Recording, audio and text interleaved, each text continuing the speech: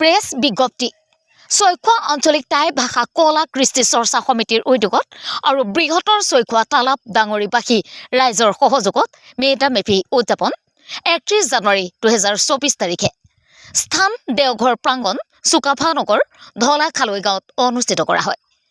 চৈখোৱা আঞ্চলিক টাই ভাষা কলা কৃষ্টি চৰ্চা সমিতিৰ হৈ মানচাও তৰুণ বুঢ়াগোহাঁই সভাপতি, মানচাও সুৰজিৎ বুঢ়াগোহাঁই সাধাৰণ সম্পাদক, উদযাপন সমিতিৰ হৈ মানচাও বগেন চতিয়া সভাপতি, মানচাও টংকেশ্বৰ বৰপাত্ৰ গোহাঁই কাৰ্যকৰী সভাপতি, মানচাও জিন্তু বুঢ়াগোহাঁই সাধাৰণ সম্পাদক উপস্থিত থাকি সুন্দৰভাৱে পৰিচালনা কৰে।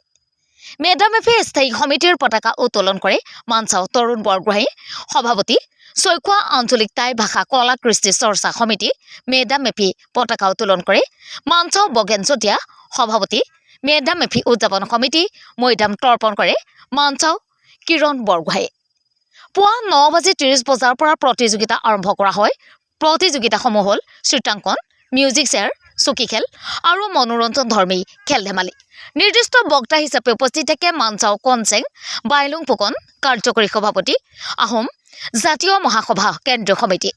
দিনৰ 1:30 বজাৰ পৰা সকলো ৰাইজে মিলি সম্প্ৰীতিৰে এসাঁজ খায়। তিনিচুকীয়াৰ পৰা Rahul Gogoi report, Assam report. Madam মেফিৰ পবিত্ৰ দিনটোত আজি সমগ্ৰ অসমে টাই আহোম জনগোষ্ঠীৰ লোকে আজি মেডাম মেফি পালন কৰিছে অতি উলহ মালহেৰে।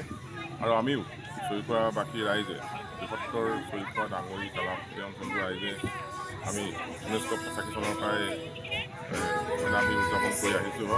আৰু এই মেডাম মেফিখনি চৈখোৱা অঞ্চলৰ বিভিন্ন গাঁৱৰ মাজেদি চুকে কোণে অঞ্চলৰ চুকে কোণে আমি উদযাপন কৰি আহি আজি আমি ইয়াত উদযাপন কৰিছোঁ।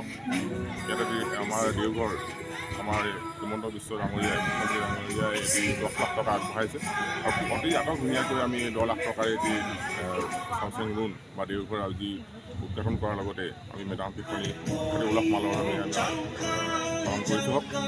গতিকে এই মেডাম মেফিৰ এই পবিত্ৰ ক্ষণত আমি উপৰিপুৰুষসকলক শ্ৰদ্ধা তৰ্পণ জনোৱাৰ লগতে আমি সমগ্ৰ জাতি জনগোষ্ঠীৰ অসমৰ প্ৰতি জাতি জনগোষ্ঠীৰ নিজৰ স্বকীয় কলা কৃষ্টিৰে ভাষা সংস্কৃতিৰে নিজৰ উজলি উঠক, যাতে আমি চাউলুং চুকাফাৰ যি মহান আদৰ্শ অসমৰ অসমীয়া জাতি পুনৰ শক্তিশালী হৈ উঠক, তাকে আজি পবিত্ৰ দিনটোত আমি কামনা কৰিছোঁ। শুনিলে তেনেকৈ কৈ লাভ নাই। গোলাঘাটৰ পৰা ইমান দূৰ 9 ঘণ্টা গাড়ী চলাই সেইটো কাৰণে অহা নাই।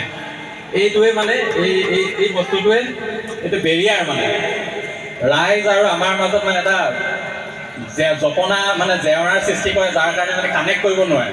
ভাষণ দিয়া দি আছে, শুনিছে, নুশুনিছে তেনেকৈ। সেইটো কাৰণে মই গোলাঘাটৰ পৰা অহা নাই মানে, সেইকাৰণে মই কৰ্ডলেছটো লৈ লৈছোঁ, মই আগলৈ গুচি আহিছোঁ।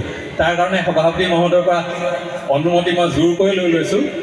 প্ৰথমতে সন্মানীয় সভাপতি স্বৰূপ চাউলুং চুকাফা তেখেতৰ আমি নাম ল'বই লাগিব, তেওঁলোকৰ আমি নাতিপুতি। গতিকে আজি সকলোৱে আমি উলহ মালহেৰে আহি আমি তেখেতৰ আজি উদযাপন মেডাম মেফিত সকলোৱে আহিব লাগে, যাতে আমাৰ পূৰ্বপুৰুষসকলক আমি কেনেকৈ উদযাপন কৰিব লাগে বা কেনেকৈ স্মৰণ কৰিব লাগে সেইটো আমি সকলোৱে জ্ঞাত। সকলোৱে আহক। লগতে আমাৰ আজি মেডাম মেফিত এইখন ব্যক্তি আছিল দাম ভৱেন্দ্ৰ বুঢ়াগোহাঁই, তেখেতৰ স্মৰণিত আজি মই ক্ষেত্ৰখনত আজি প্ৰথম চাকিটো ইয়াত জ্বলালোঁ। গতিকে আপুনি সকলোৱে ইয়াত জ্বলাই তেওঁ আত্মাৰ সগতিৰ কাৰণে যে তেখেতে আমাক মৃত্যুক দাম হিচাপে আমাক সহায় কৰক, সেই হিচাপে আপোনাৰ সকলোৱে আহি তেখেতক স্মৰণ কৰক। আৰু মই ইমানতে মোৰ ব্যক্তিগত মই সামৰি লৈছোঁ।